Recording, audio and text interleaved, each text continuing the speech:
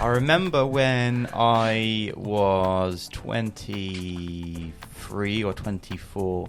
It was just before I met Amber, and I woke up in the middle of the night. Well, no, I woke up about 6 in the morning, and I couldn't breathe, and it felt like I was having a heart attack.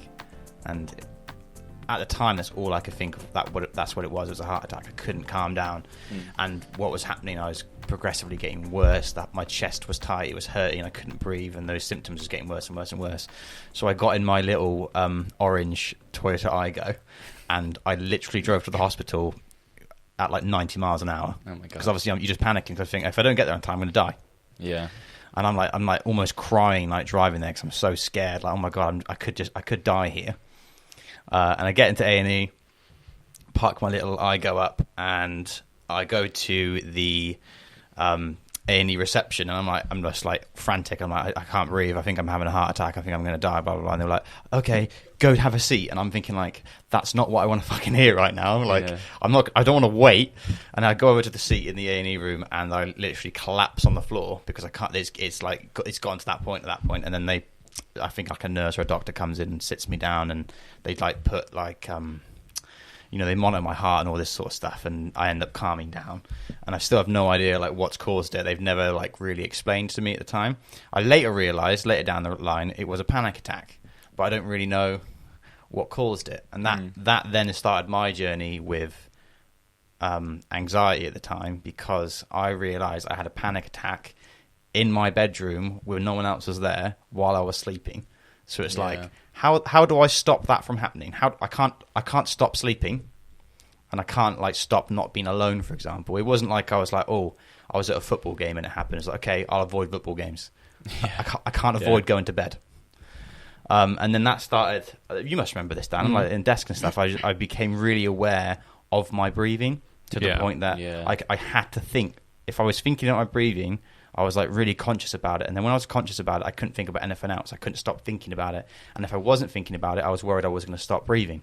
Yeah. Does that make sense? You become hyper aware of it. I remember at the time you took a couple of days off as well, and it was always, you said, I'm struggling to breathe. Like I can't focus on anything else but my breathing. And I remember laughing at you and was like, what are you talking about? Like, what do you mean? Like, it's just breathing. What are you talking about? Obviously I knew about the couple of days before that had happened, but it's quite hard to understand what someone's going through in that way, and what it was hard to explain because it sounded ridiculous. Yeah, I can't stop thinking about breathing.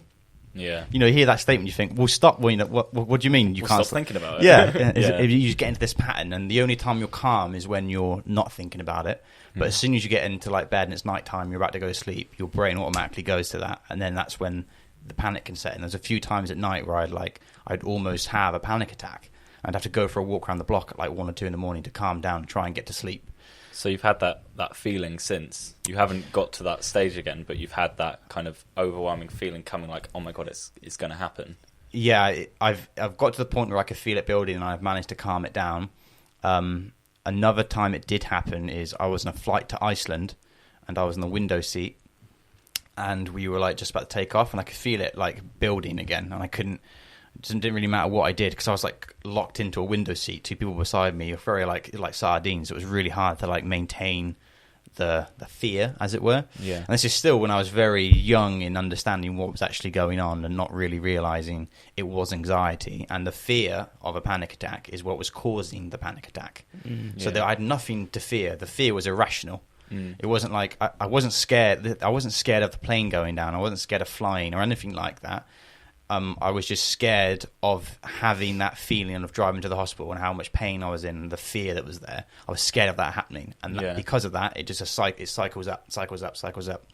And I was getting to towards the peak when the plane was taking off, and I was like breathing really heavily. And this like gorgeous Greek woman who was next to me, she's like put her hand on my lap. She's like, "Calm, are you okay?" And then she just took me out of it, and we just started talking. And then I was like, I calmed down a bit.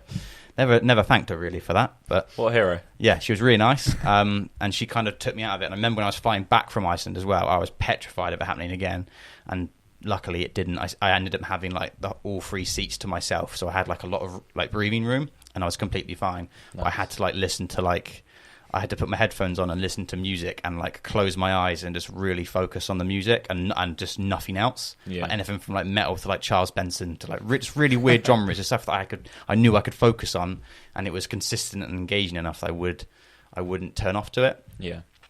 And that obviously took me down a journey, because then I was like, fuck, I can't fly anymore. Like, I've now got this fear that every time I get on a plane, I'm gonna have a panic attack, which happened a few times when we went on a national trust shoot. So I was like, I have to have an aisle seat. I have to have an aisle seat, because I don't want to be locked into the window seat anymore. Yeah. And flights after that were always fine, and now when I fly, I'm completely fine, because I think what's happened is over time, and this is like testament to Amber as well. When we first started dating, is I realised that these problems were purely just the fear of having that experience again. And now I can think about my breathing and there's no problem at all. I can think about anxiety and there's no problem at all. I feel like half, if not all of the fight was just coming to terms of what was actually happening. I still have no idea what caused that initial panic attack in my room at 6 a.m, waking up. I didn't even have a nightmare.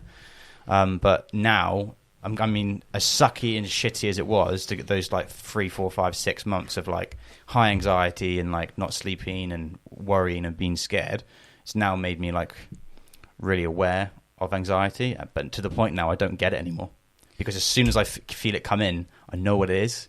And that's originally what really fucking terrified me, is I didn't know what was going on. I was out of control.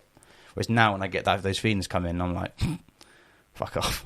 Yeah. Like, I know what it is. I know why it's happening. Don't care.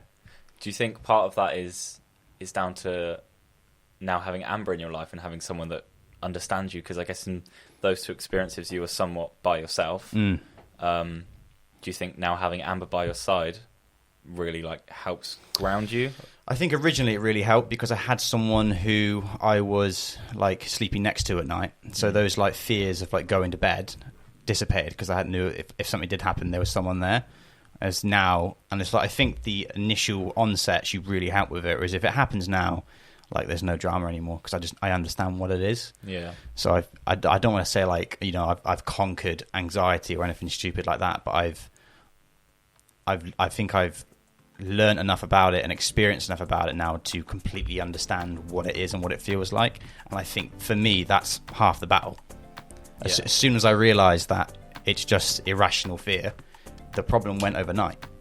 And now I almost never get it. And if anything, I would now say that I feel less anxiety than I ever have. Like, I don't really get social anxiety anymore. Or like, if someone says, do you want to come to my party, but you don't know anyone there, like the hour leading up to arriving, you're like, fucking hell, this first couple of hours are going to be a bit fucking awkward. I don't get that anymore, because I know that feeling is just irrational. Yeah. So I think coming out of it, I'm like, oh wow, I don't get it anywhere near as bad anymore.